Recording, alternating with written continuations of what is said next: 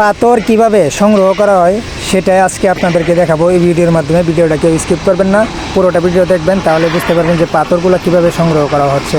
দেখতে পাচ্ছেন আমার এক ভাই কিন্তু পাথর এনে এই পাথরের ডামে ছেড়ে দিয়েছে, আর বেল্টের মাধ্যমে পাথরগুলো কিন্তু চলে যাচ্ছে একেবারে মেশিনে। দেখতে পাচ্ছেন বেল্টের মাধ্যমে মেশিনে চলে যাচ্ছে পাথরগুলা। আর এখানে কিন্তু হাজার হাজার লেবাররা কাজ করতেছে, অক্লান্ত পরিশ্রম করে পাথর সংগ্রহ করতেছে।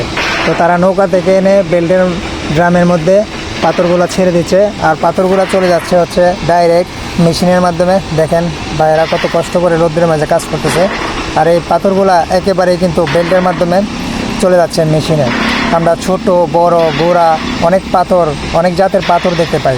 আসলে পাথরগুলো কিন্তু জাত করতে হয়, পাথর কিন্তু জাত করা থাকে না। তো এই ভিডিওটা আজকে আপনাদের মাঝে আমি উপহার দেওয়ার চেষ্টা করছি, যে পাথর কীভাবে সংগ্রহ করে সেই একটা ভিডিও আমি আপনাদের মাঝে নিয়ে আসলাম। তো আমিও এই সর্বপ্রথম দেখলাম যে পাথর কীভাবে সংগ্রহ করে আর বেল্টের মাধ্যমে কীভাবে ভাঙ্গা হয়, এটাই আমি আজকে দেখলাম। তো এখানে আরেকটা জিনিস চোখে পড়লো, দেখেন একটা জাহাজ কত সুন্দরভাবে যাচ্ছে নদীর মধ্য দিয়ে, আর আরেকটা পাথরের নৌকা কিন্তু দাঁড়িয়ে আছে। এগুলো উঠাবে তারা, উঠিয়ে কিন্তু এগুলোকে ছোট বড়োভাবে তারা জাত করে তারপর বাজারজাত করা হয়। তো দেখেন এখানে অসংখ্য লেবাররা কিন্তু কাজ করতেছে। হ্যাঁ, প্রচণ্ড রোদ, আর ভিডিও করতে গিয়ে আমি অনেক পরিশ্রম হয়ে গেছি। আর এটা হচ্ছে এক ভাই বেল দিয়ে যে জাত করে গুঁড়া একটা পাথর আসতেছে, এই পাথরগুলো মেশিনের এখান থেকে সরিয়ে দিচ্ছে যেন এখানে ভরে না যায়।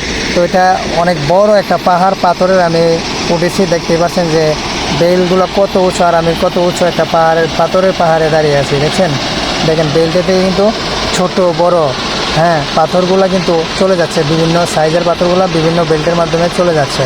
এখানে মোট 5টি বেল্ট রয়েছে, ঠিক আছে। 5টি বেল্টের মাধ্যমে কিন্তু পাথরগুলো 5টি জাত হয়ে চলে যাচ্ছে বিভিন্ন জায়গায়।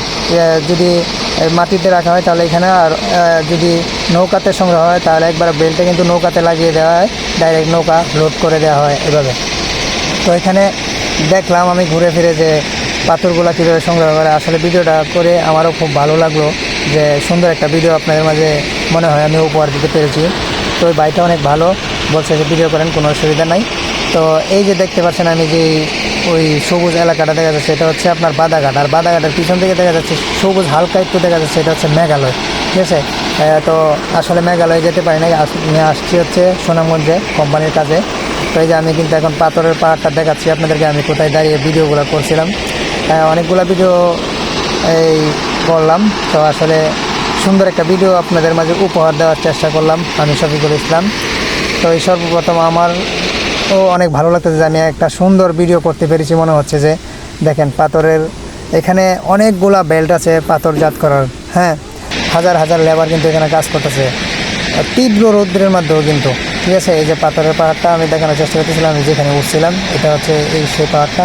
ওই যে বাইটা কিন্তু উপরে কাজ করতেছে, আমি সেখানে গিয়েছিলাম বাইটির কাছে।